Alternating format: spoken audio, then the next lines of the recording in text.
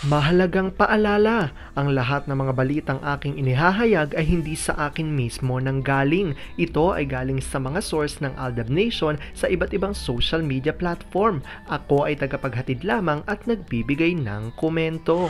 Magandang araw mga Aldab Nation! May panibago na naman po akong update para sa inyong lahat. Pero bago natin ito umpisahan ay huwag niyo munang kalimutan na mag-subscribe sa aking YouTube channel at i-click mo na rin ang katabing bell button para maging updated ka sa mga latest videos na i-upload ko. At kapag umabot na ng 100,000 subscribers ang aking channel, ay may sorpresa ako para sa inyong lahat. Alam kong excited na kayo, kaya naman ngayon, umpisahan na natin ang ating kwentuhan. Ang pag-uusapan natin ngayong araw na ito kung saan admin ni RJ sa kanyang mga social media tila nakalimutan na raw i-censor si Baby Cute. Baby Cute nagsalita pa sa video at bumati sa mga viewers. Tila palpak nga raw si admin at natatawa na lang ang ilan sa mga ADN. Pero natutuwa naman ang mga Aldab Nation dahil wala nang nagawa ang mga sarswelista at napanood na ito ng lahat. Ano nga ba ito? Gaano ito katotoo? At may sapat nga bang ebidensya ang makakapagpatunay rito? Well, yan ang ating aalamin at pag-uusapan ngayong araw na ito. Pero bago huyan ay bibitinin ko muna kayo ng kaunting-kaunti lamang kung saan magbasa muna tayo ng mga nakakatuwang post ni My name is Theo01 sa Twitter. Kaya naman huwag na natin patagalin pa, sabi niya sa kanyang tweet, pagpareho ng OA-ness ang makukulit, kanya-kanyang karga ang mimi at daddy sa kanila. Ang isa ay nasa ama, yung isa na may nasa ina. Nagtitinginan na lang silang mag-asawa. Minsan sumesenyas ang mister na saya naman. Ngitian lang siya ni misis sabay bulong ng maya ka na. Nakapulupot lang ang makukulit sa kanila. Dad, gusto ko mag-eat ng fries. Okay love. Dad, masayihin mo pong likod ko. Sure. Dad, mainit pa milk ko, hipan mo anak. Kaya pa mahal? Inuuto na ata ako nila ma. Hayaan mo na kesa tatamlay lang yan sila. Dada? Naku pa, may umahabol. Kiss daddy, papakarga pa o. Lika daddy B. Daddy. Ang anak ng pinsan kong pogi syempre. Passport ID ang kinuha sa kanya dahil gustong isama ng ama at ina sa labas ng bansa soon. Kaso ayaw magpalit ng damit ng baby. Sleeveless ang gusto. Ayaw pang tumawa sa camera kaya sabi ng ama pa-reschedule na lang kasi wala na sa mood ang baby nila. Attitude na rin. Alam kong tuwan-tuwa kayo sa ating binasa pero ngayon pag-uusapan na natin ang ating main topic.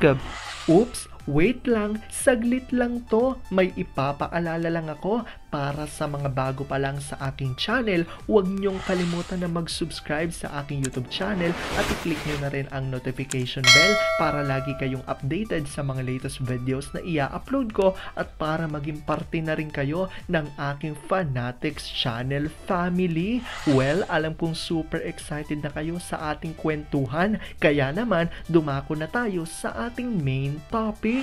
Gaano nga ba katotoo ng admin ni RJ sa kanyang mga social media nakalimutan na raw i-censor si Baby Cute? Baby Cute nagsalita pa sa video at tila bumati sa mga viewers. Kaya naman natawang ilan dahil tila palpak nga raw si admin. Pero naging masaya naman ang lahat dahil wala nang nagawang mga sarswelistas at napanood na ito ng lahat. Ano nga ba ito? Gaano ito katotoo? At may sapat nga bang ebidensya makakapagpatunay rito? Wala, alam kong super excited na kayong malaman yan kaya naman wag na natin patagalin pa. Una-una na nga dyan galing sa tweet ni Vampire 2019 at sabi niya rito, ang X-Network, bakit atat na atat sa atin? Hindi naman natin sila kinakante.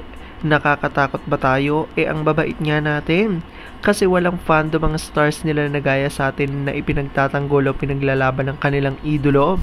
Kung until now may project lang na magkasama sina Alden at Meng, tao bang lahat kahit pagsamahin ng artista ng X-Network na yan? Ang Tuviera kasi ang may berding hangin na pumasok sa kote nila. Sila tuloy ang hindi nakasurvive ang kanilang palabas. Kung sino man ang admin ni Pogi sa Sokmed account niya, sana ni-censor mo din ang video ng mag-hi si Baby Liit. Mahina kang admin, nakalimutan ko kasi name mo. Sana natag kita Hindi ba siya yung medyo dilatang mata? Wala kang pay increase sa network? Itong GMA kaobob ng management nito, palibhasa mga kogar at ang alam lang ang maglalaway kay single. Nakakahinayang magdo sa family. Dating nirerespeto natin ang gusto, pero ngayon sarap lang bilatan. Bakit nalulung ang mga ito sa Z? Understandable sa situation ni Magna Cupet kasi noon pa man sinasabing batugan itong swangit na naging chaplet, binintang kaluluwa kay Taneng gawa sa nakakahinayang magdo sa family. Dating nirerespeto natin ang gusto pero ngayon ang sarap lang bilatan. Bakit nalulung ang mga ito sa Z? Understandable sa situation ni Magna Cupet kasi noon pa man sinasabing batugan itong swangit na naging chaplet, binentang kaluluwa kay Taneng gawa sa.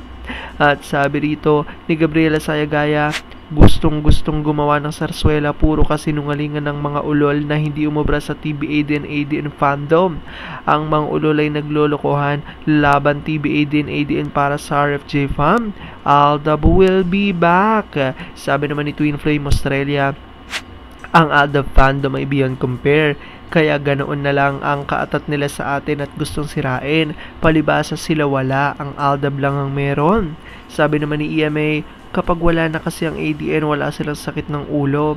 Wala nang babatikos sa kanila at maglalabas ng mga kalokohan tulad ng pagiging number 1 na pagkasinungaling, pagmamanipula ng mga artista at walang puso. At ang network ng 3egg, mapapolitics o showbiz, hindi ka panipaniwala kapag sila ang nagsabi. Ayan yung ilan sa revelasyon ng isang Aldab Nation source. At ayon nga rito, tila nakalimutang i-censor si Baby Cute, kaya naman napanood nga raw ito ng lahat. Kaya kahit na ano pang gawin na sarswela ng mga ito, ay naninindigan ng mga ADN na may child and may child babies is real. Alam ko dahil dito marami sa inyo mas lalo kayo kumakapit at naninindigan na Aldab nature is real. Pero sabi nga natin na kahit na ano pa man na magdesisyon ni na Aldab at May sa kanilang buhay, karera at buhay pag-ibig, ay kailangan natin silang support at kailangan natin itong tanggapin ng buong buo dahil yun ang kanilang deserve. At yan ang aking update for today's video. Maraming salamat sa panonood at pagtapos sa videong ito. Kung nakapag-subscribe ka na, welcome sa Fanatics Channel family. Kung hindi pa naman, huwag ka nang mahiya. Mag-subscribe ka na. Pindutin mo na yan. I-click mo na rin ang katabing bell button para makatanggap ka ng notification kapag may bagong update para sa iyo. Para naman sa parte na ng aking pamilya, punta lang sa aking channel at i-click ang videos para mapanood mo at malaman mo pa ang mga nakaka-good vibes at nakakakilig na fresh news about Maychard. Muli, ako ho ang inyong lingkod na patuloy na maghahatid ng good vibes every day.